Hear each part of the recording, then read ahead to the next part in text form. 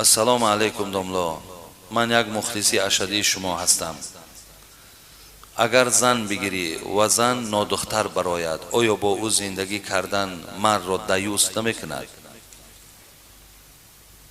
دادرای عزیز، اصلا خدا پرده کند از او خواهرایی که وقتی در حیات نو قدم میزنن نادختر میباشند. شما را من یک روزی جمعه بود آگاه کرده بودم که حتی که از مردم های طرف اروپا برای ما کتاب ها، عالم هاشون کتاب ها آورده دادستند. حاضر میگن در گازیت SSR خوندیم، در یک مقاله گازیت SSR یک برادر ما همونجا نویسنده است که در دو هفته روی برو همون مقاله را نویساندن که در پنجکین تقسیمات همین کتاب الکی شده تمام شده است که فقط دلالتشون بر همین است که دختر وقتی شوهر کند شرط نیست که باید دختر باشد.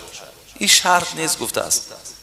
اکو ماها را تعلیم داده است که مقصد شما هم رنگ ما دیوس باشین، شما هم رنگ ما بیننگ و بیناموس باشین. چگونه که اون مردم عقیده شون همین است که وقتی که اگر زن گیرن و زنش اگر دختر براید از او خیلی ناراحت می شود.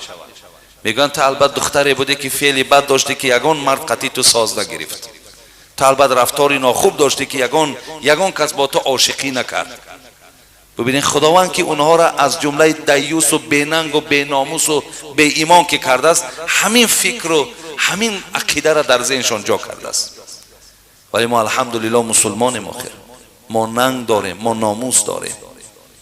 برای ما حتی که دختری که ببینین جوانای ما اونقدر با ننگ و با ناموسن که پیش از شوهر کردن، پیش از زن گرفتن میپرسند که این دختر از چه خیل دختر بود؟ آیا دخترای کوچه‌گرد نبود؟ دختری شبگرد نبود؟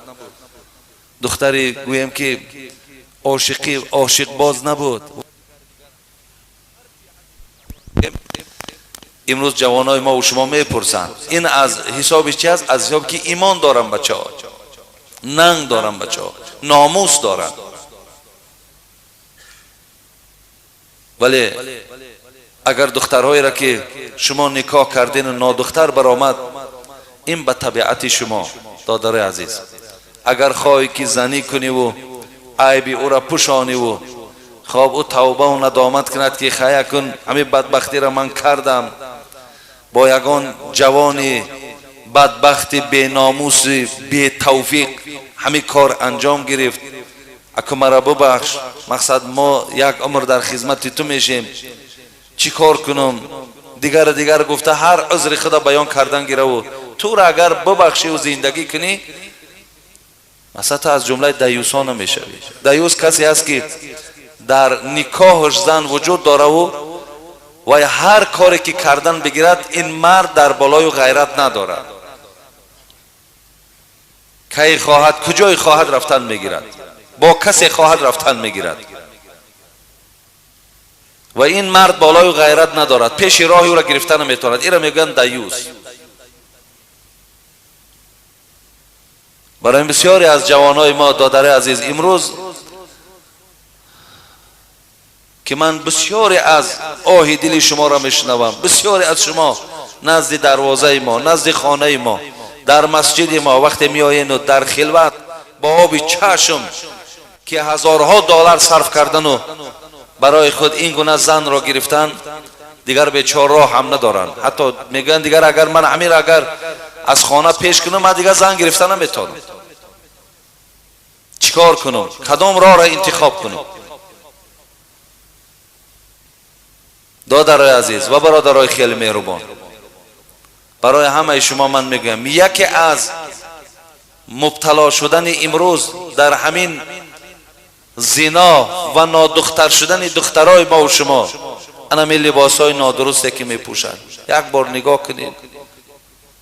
آخی نخواد دختری مسلمان، دختری تاجیک برادر عزیز، آخی یک یوبکه دارد تا همین کلچه زانوش هم نیست، از همین بالاتر و قسم پایان تماما لوچه هیچی نداره. همین دختری مسلمانی ما های، دختری تاجیکی ما های. همین خواهرای ما همون بروکای جینسی که در تنشان دارن، کرتکای تنگی که در تنشان دارن، تمام اعضای اونا در بیرونن.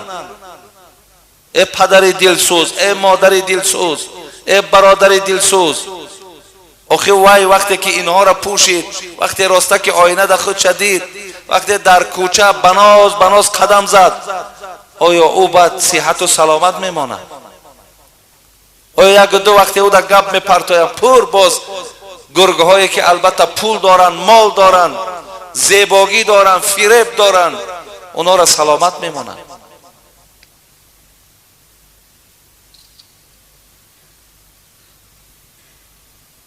در اینا بسیار با اهمیت باشین. مکتب ما و شما طلب ایران ندارد دختری ما و شما با یک یوبکه و تمام بدن لج بیاید.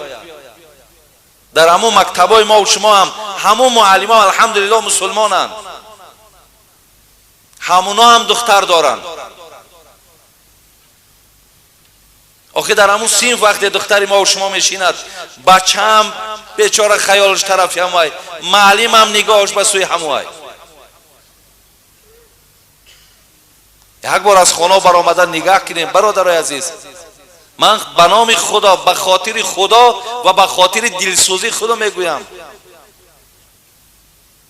که همین چیزها در اهمیتی هستند تا که پگاه بعد ما و شما یک خبری شوم، یک خبری ناراحت کننده را وقتی که در حالت قدگی ما میشنویم، بعد یا فشار خون میشیم یا فلج میشیم یا دیگر در معرکه های دوست و رفیق ما رفته اشتراک کردن نمیتونیم، گویم رد معرکه میشیم.